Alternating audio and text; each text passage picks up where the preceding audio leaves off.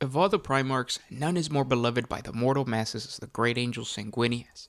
His angelic form and heroic deeds are still venerated across thousands of planets all throughout the Imperium of Man. Sanguinius isn't just the Primarch of the Blood Angel Space Marine chapter, he was a central player in the tragedy of the Horus Heresy, as he played a pivotal role in the defense of Terra.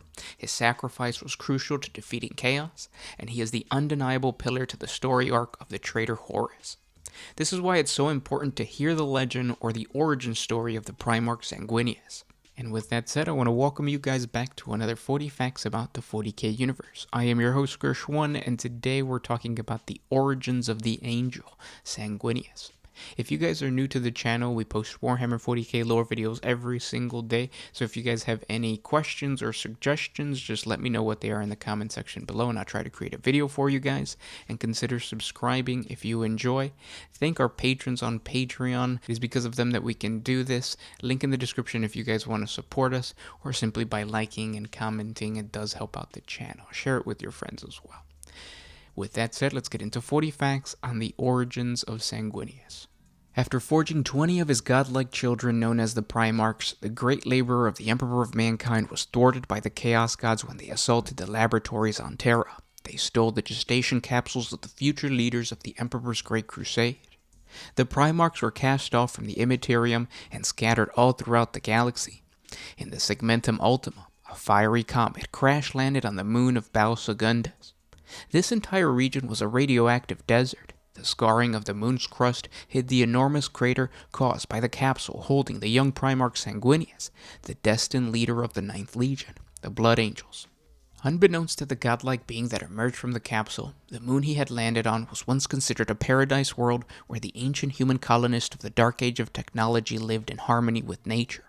But much like many of the other ancient human-colonized utopias, the era known as the Age of Strife disconnected the entire region from Terra and led to a catastrophic civil war that consumed Baal Secundus and turned it into an ionized radioactive wasteland. The young Primarch had come to rest on a hellish environment where the cannibalistic mutant abominations outnumbered the few pure-strain humans who had been fighting a long and fruitless war for survival. These inhabitants were lucky enough to have retained the standard template construct to the armor that resembled that of the future Terran Crusade, as well as a more primitive version of a bolt pistol. Left on their own by the rest of the region, these people cherished the weapons and tools left over from that bygone era. It was these brave and resilient warrior people that discovered the infant, calling themselves the folk of pure blood or simply the Blood.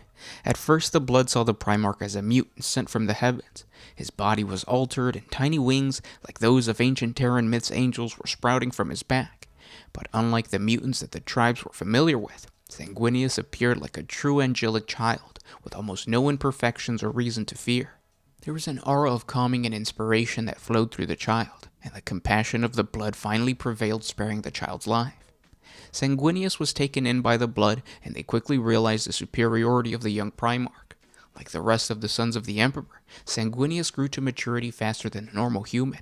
After only 3 solar weeks, he was as large as a child of 3 Terran years, and he could walk. It is said that at this young age he slew a giant fire scorpion with his bare hands, and that he never once feared the colossal beast's aggression. By the time he was a standard year old, Sanguinius looked and acted like a man in his youthful prime. He could walk without a radiation suit in the harshest areas of the poison wastelands. His wings also matured into enormous, angelic white-feathered wings that allowed the Primarch to fly up and above the rest of the Blood, blocking out the intense desert sun for his people. His wings became as strong as those of the Imperial Aquila, and not even the scorching desert air could stop Sanguinius from flying.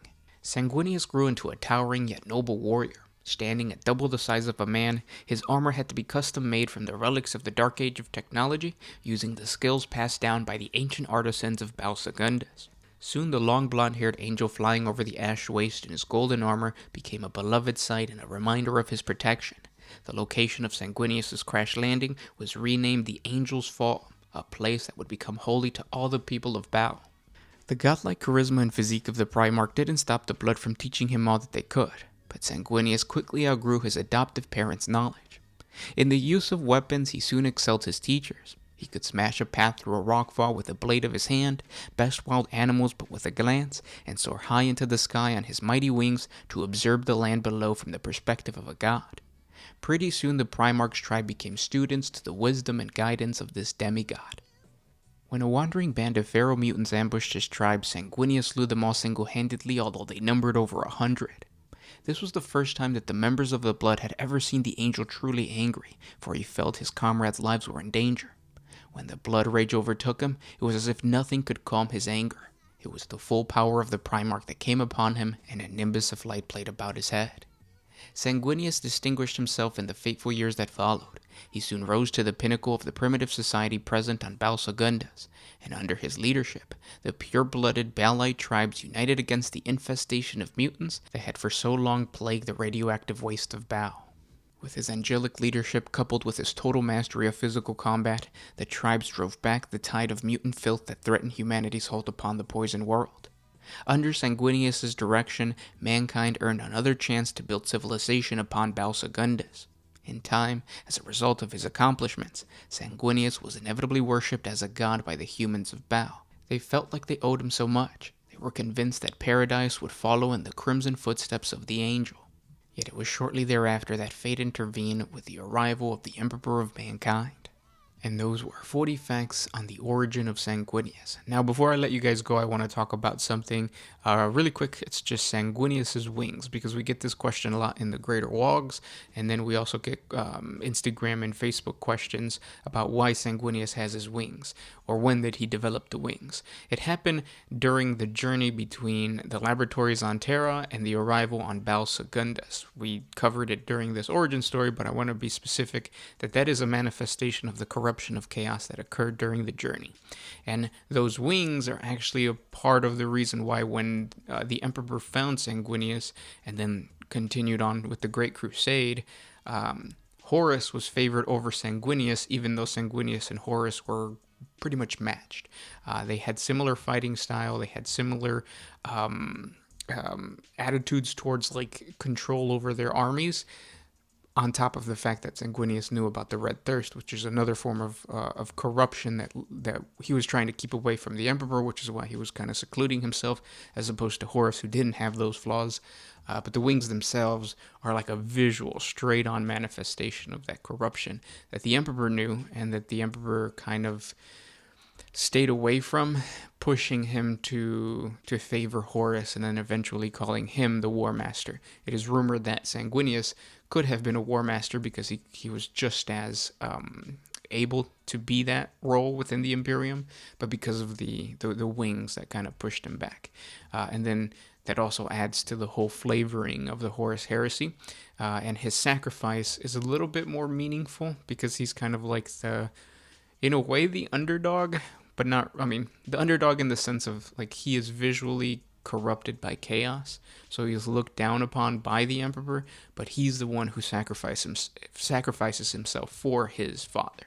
So it kind of adds that, like, extra bit of lore that's really good for Sanguinius. So if GW ever decides to bring back Sanguinius, which there's rumors that they might, I think it takes away from the sacrifice of Sanguinius and the whole story of him. But there's more that we can talk about, and then we'll cover more when I get into the 40 facts of Sanguinius meeting the Emperor, because there's more to talk about in there. But I just wanted to drop that in there just to let everybody know. If you guys have any other questions about any of the Primarchs, or if you guys have suggestions for any other topics, just comment down in the comment section below. I appreciate you guys listening, and I'll talk to you tomorrow. This was Gershwin with One Mind Syndicate signing out. Always